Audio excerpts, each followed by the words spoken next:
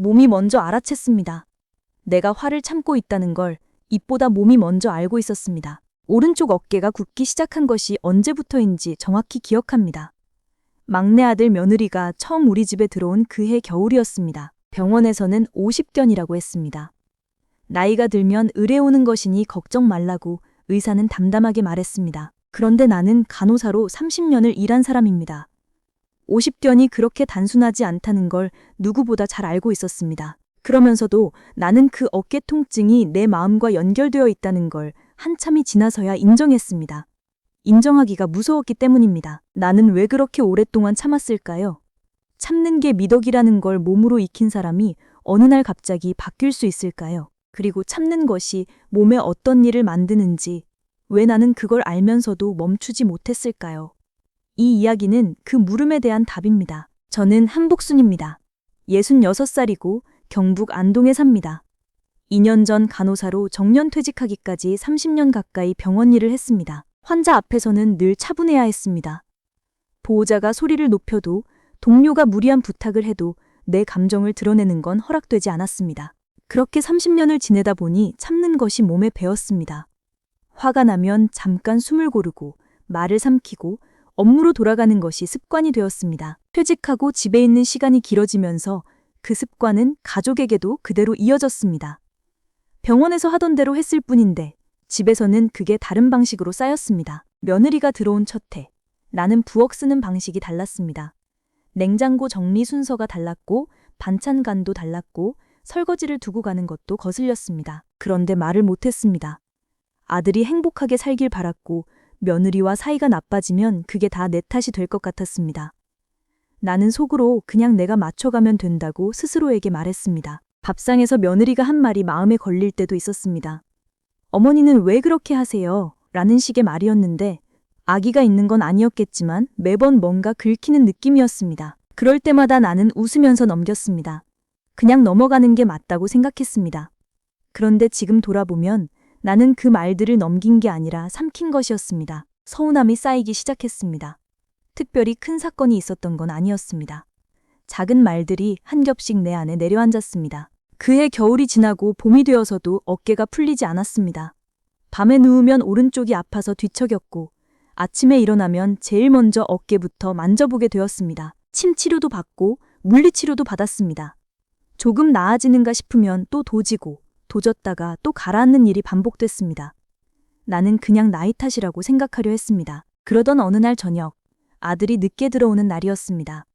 며느리가 혼자 부엌에서 뭔가를 하다가 내가 써두던 김칫독을 다른 자리로 옮겨 놓았습니다. 아무것도 아닌 일이었습니다. 그런데 나는 그 순간 가슴이 뜨거워지는 걸 느꼈습니다. 말이 목까지 올라왔다가 다시 내려갔습니다. 나는 방으로 들어가 문을 닫았습니다. 나 자신도 이게 왜 이렇게 힘드냐고 스스로에게 물었습니다. 그냥 두면 되는 일인데 왜 눈물이 나려 하는지 알 수가 없었습니다. 그날 밤 어깨가 유난히 아팠습니다. 1시간을 뒤척이다 결국 진통제를 먹었습니다.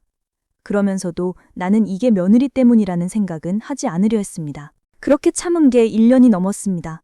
그 사이 나는 자주 피곤했고 감기가 잘 떨어지지 않았고 잠드는데 시간이 오래 걸렸습니다. 그런데 그 이유들을 각각 따로따로 생각했지 하나로 묶어서 본 적이 없었습니다. 여러분도 그런 순간이 있으셨을 겁니다. 몸이 이상한데 딱히 이유를 모르겠는 때 말입니다.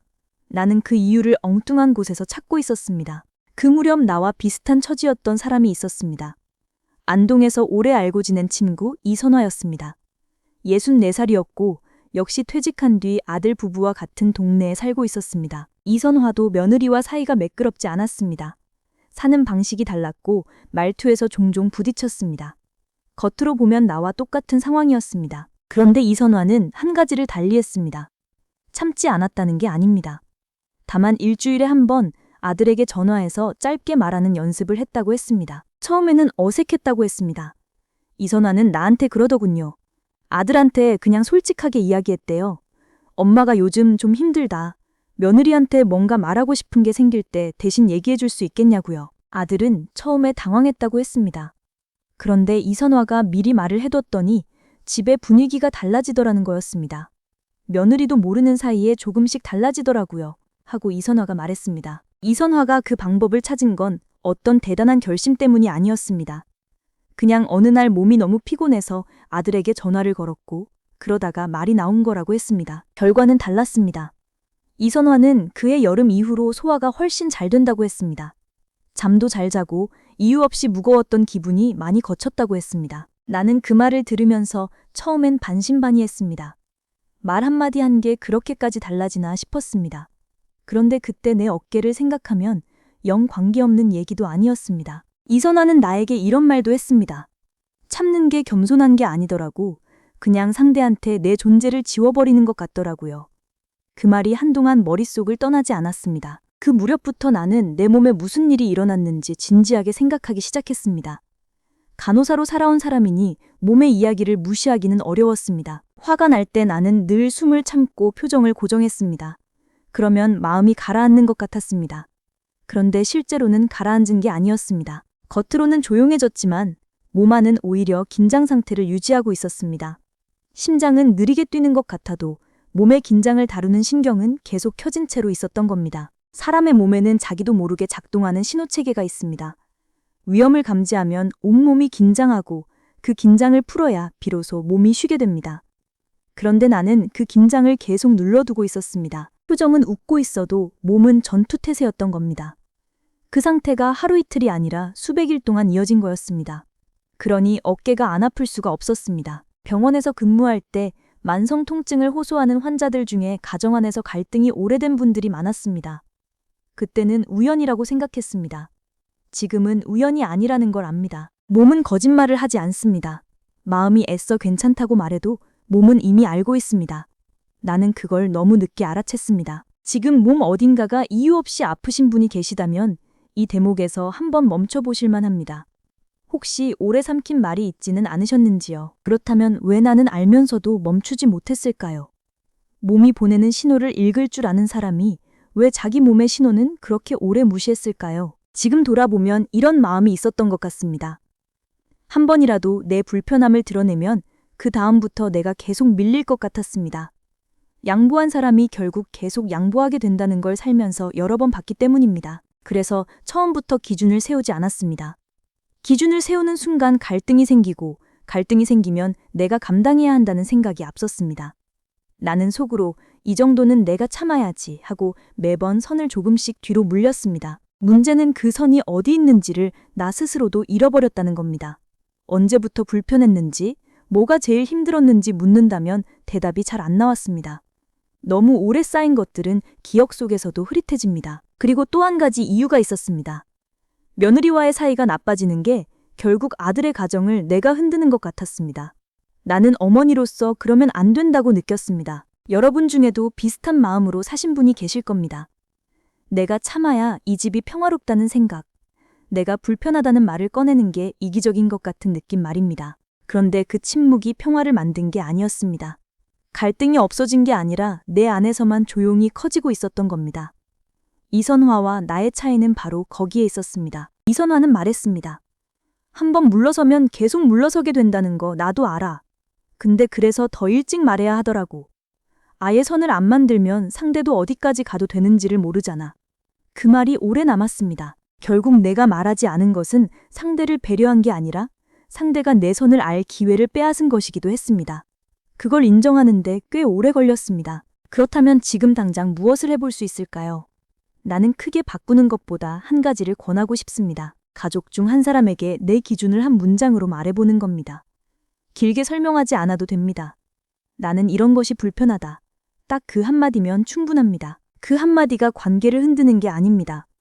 오히려 상대에게 나를 처음으로 제대로 알려주는 일입니다. 내가 없는 것처럼 살다 보면 실제로 상대 눈에 내가 없어집니다. 나는 퇴직하고 한 해가 지난 어느 봄날 아들에게 전화를 했습니다. 엄마가 요즘 부엌 쓰는 것에서 좀 불편한 게 있다. 며느리랑 한번 이야기해 줄 수 있겠냐고 말했습니다. 아들은 잠시 말이 없다가 알았다고 했습니다. 그게 다였습니다. 그런데 그날 밤 어깨가 조금 달랐습니다. 덜 아프다기보다 좀 가볍다는 느낌이었습니다. 처음에 제가 드린 물음으로 돌아가겠습니다. 나는 왜 그렇게 오랫동안 참았을까요? 참는 게 평화를 지키는 일이라고 믿었기 때문입니다. 그런데 그 믿음이 내 몸을 먼저 무너뜨리고 있었습니다. 참는 것이 몸에 어떤 일을 만드는지 알면서도 왜 멈추지 못했을까요? 한번 양보하면 계속 밀릴 것 같다는 공포가 너무 깊이 박혀 있었기 때문입니다. 그 공포가 나를 침묵 속에 붙들어 놓았습니다. 그리고 갑자기 바뀔 수 있느냐는 물음에 대해서는 이렇게 답하고 싶습니다. 한꺼번에 바뀌지 않아도 됩니다. 한 문장이면 충분합니다. 그 한 문장이 몸을 조금씩 다시 열기 시작합니다. 이 이야기는 그로스와 레븐슨 연구팀이 오래전부터 쌓아온 연구에서도 뒷받침됩니다. 감정을 눌러두면 겉으로는 조용해 보여도 몸의 긴장은 오히려 올라간다는 걸 이 연구팀이 반복해서 확인했습니다. 오늘 이 이야기 중 어느 대목이 내 얘기 같으셨는지 댓글에 적어주세요. 긴 문장이 아니어도 됩니다. 그 한 줄이 저한테는 무척 소중합니다. 도움이 되셨다면 구독과 좋아요도 부탁드립니다.